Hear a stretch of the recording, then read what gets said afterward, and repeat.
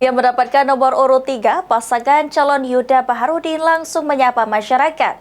Untuk memenangkan Pilkada Palembang, strategi kampanye Yuda Bahar menyasar ke masyarakat kalangan bawah dan generasi muda.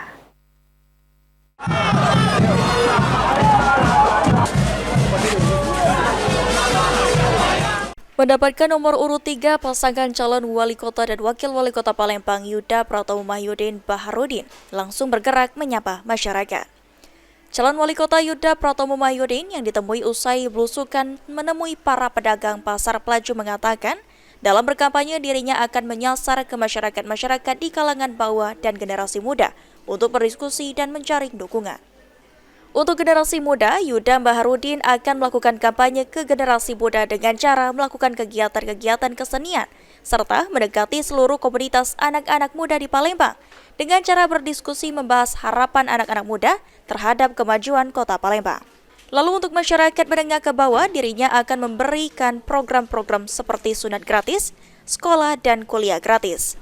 Yuda Baharudin berkomitmen untuk membawa semangat persatuan dan kebersamaan masyarakat Palembang dalam setiap langkah kampanye mereka. Dengan kerja keras dan dukungan dari masyarakat, pasangan calon wali kota dan wakil wali kota Palembang Yuda Baharudin dapat mewujudkan visi dan misi kami untuk Palembang yang lebih baik lagi. Kampanye di anak-anak muda ini ya melalui tadi lewat kesenian, ya, kemudian lewat olahraga, kemudian lewat e-sport, kemarin ada pertandingan e-sport, ya. Pokoknya di semua komunitas anak-anak muda itu kita masukin, dan kita mencoba berdiskusi dengan mereka apa sih sebenarnya harapan mereka ya terhadap kemajuan kota Palembang di masa. Kita memberikan program-program